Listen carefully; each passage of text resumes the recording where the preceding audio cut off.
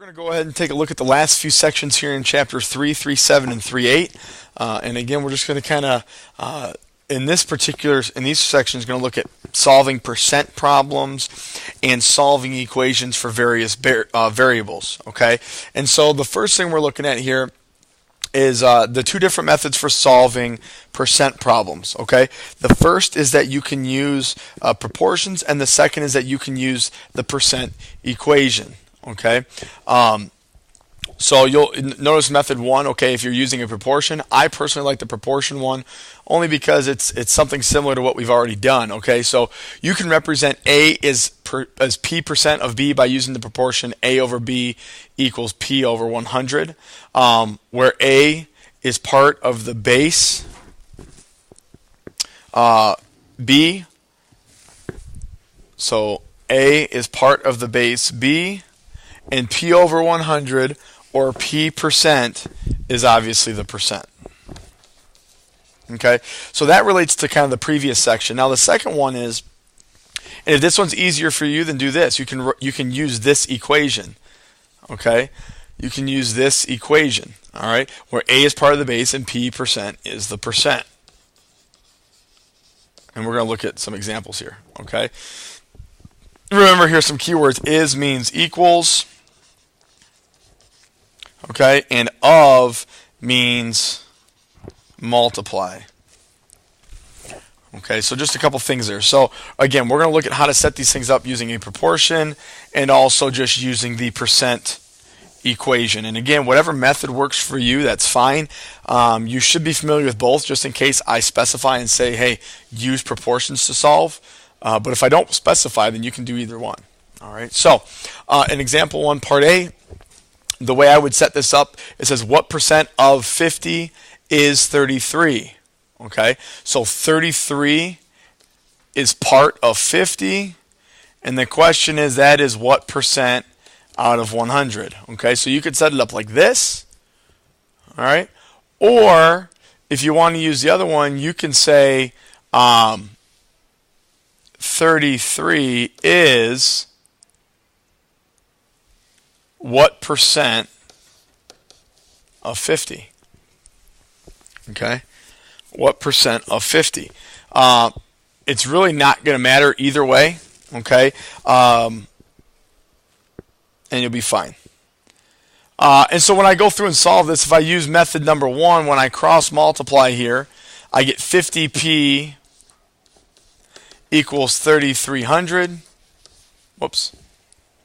Divide both sides by 50, and I get that P equals, those cancel, let's see here, 3, just plug this in here, 330 divided by 5 tells me it's 66%. Okay, 66%. Now when I look at the other one, okay, so I go through, I divide both sides by 50. So P equals, now you'll notice here I do 33 divided by 50. And when I do that, I get 0.66, and that as a percent is 66%. So you notice we end up in the same spot either way. So it doesn't really matter how you set this thing up. I'm going to do the next two with you, and then obviously you'll see below that you have 3 more examples there. Those are going to be for you to kind of look at on your own, okay? So part B, what percent of 80 is 28? So 28 is the piece, 80 is the whole thing, and we want to know what percent out of 100 that is. So now I cross multiply, I get 80p equals 2,800, divide both sides by the 80, okay? So 2,800 divided by 80 is 35%. That's the first method. What I'm going to do is in part C, I'm going to use the second method now. Okay, so I'm going to say 36 is what percent of 90? Okay, divide both sides by 90. P equals 36 divided by 90 is 0.4, which means that P is 40%.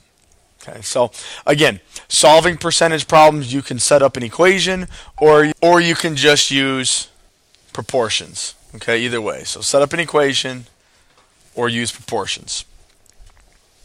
All right, so again, the next set of examples there for you to look at. So there are going to be pretty much three different types of percent problems. You have finding a percent, okay? What percent of 252 is 84, okay? And so the equation of that would be 84 is what percent of 252, okay? Finding part of a base, so what number is 30% of 90? So x, what number is 30% of 90? And then finally, finding a base, 16 is 20% of what number? So 16 is 20% of what number? So it just depends on what you're given and what you're trying to find as to how you're going to go about setting up these percent problems. There were 7,500 tickets sold for a concert, 20% of which were general admission. How many general admission tickets were sold? Okay, so set this up however you want. Now that I'm starting to work through these, I like the proportions because it relates to what we've done before. However, I personally understand percentages easier using the percent equation. So what I would do is I would say, okay, I need 20% of 7,500. That's a 7. So the number of general admission tickets sold was 0.2 times 7,500, which is 1,500 tickets. General admission tickets. All right. So that's going to kind of wrap up our discussion here on percent problems. Okay, and we'll look at more obviously in class next time we get together. Now, if you look at the next kind of section here, we're looking at rewriting equations and formulas. Okay. So a few different things that we need to understand here. Okay, when we say function form, what we're looking for is we're just going to isolate one variable on one side of the equation. Okay, so function form means isolate, and usually we're going to isolate the y. Okay, we're going to isolate the y. So function form, get the y by itself. Okay, and the literal equation just simply means what you're given. Okay, what you're given. So literal equation is what you've been given, and in a literal equation, your coefficients are just going to be letters. They're not going to be actual numbers. Okay, so let me kind of summarize that real quick. I'm sorry. So function form, isolate one variable. Okay, depends on how the language of the problem, which variable you're going to isolate. And then literal equation, coefficients are letters. Okay, so you're not going to be given something nice like example. The first example down here, I don't have it marked here, but the first example would not be considered a literal equation because obviously I give you the coefficients. I tell you the coefficients are 2 and 2. Okay, now it says in function form. If it just says in function form and I don't specify, just isolate y. So in other words, I'm looking at this, I want to rearrange that and get y by itself. So I got to get the 2x to the other side first. And so what I have here is 2y equals negative 2x plus 10. I'm getting y by itself, so I can divide both sides by 2. And so y equals, and remember, when we look at this, what I can do is I think of this as negative 2x over 2, and then I think of it as 10 over 2. Okay, I kind of break it up that way. All right, and so where I end up is I end up at negative 2x over 2 is negative 1x, and then positive 10 over 2 is positive 5. And so that would be what we're looking for there. That would be rewriting this in function form. Okay. The second example down here just simply says rewrite for a. So I want to get a by itself. And so this is a nice easy one because all I have to do is subtract by from both sides. And so a equals c minus by. And again, for some of you, that's probably going to look a little bit awkward simply because we don't have any numbers. All right, and I know a lot of you have a hard time working with things when we leave variables in them, but that's what we're looking at there. If we tell you to solve for a specific variable, that just means rearrange it, use the things we've discussed already in this course to get a certain variable isolated all by itself. All right, it says the interest I on an investment of P dollars at an interest rate R for T years is given by the formula I equals PRT. Solve the formula for the time. So I take this, okay, I want to get the time by itself, so I'm just going to get rid of, I got to get rid of the P and the R. I'm multiplying those, so I'm going to divide both sides by PR. And so T equals I divided by PR. Use the rewritten formula to find the time it takes to earn $100 interest on $1,000 at a rate of 5% per year. Okay, so I'm solving for T, so I know T is going to stay in there. Now the interest is 100, that's I.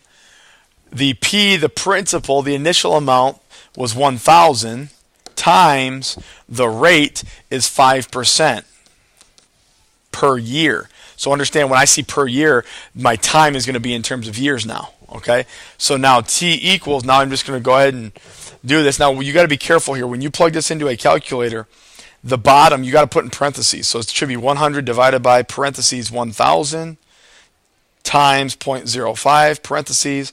Hit enter, and you're going to realize it's going to take you 2 years to earn $100. Okay. Use the same equation and solve it for P. Find the investment. Okay, so I'm going to go back up to the top here now. Now I want to get P by itself. If I want to isolate P, that means I got to divide both sides by RT. Okay, so P equals I divided by RT now. And so what that means, let's see here. It says find the investment P if, okay, so now they give me all this stuff. So P equals I is 400 divided by 4% over the course of 4 years. Okay, and so my P here, and again, make sure you use parentheses. So 400 divided by parentheses 0.04 times 4 parentheses.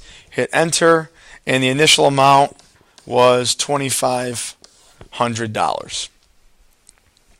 So again, that's just kind of using rewriting a formula in order to solve for different variables. It just depends on what the question is asking for, and then that's going to kind of dictate how you're rewriting your equation, okay, and what variable you're going to isolate to make your life the easiest.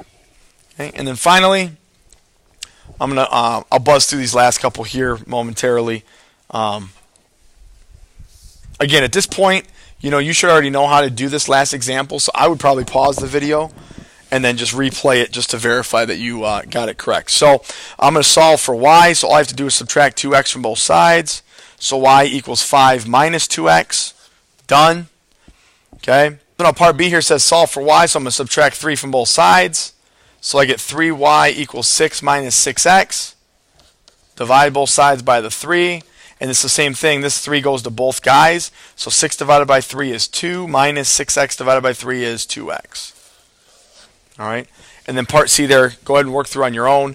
If you have a question about it or you want to go over it in class, let me know, and we will do that first thing.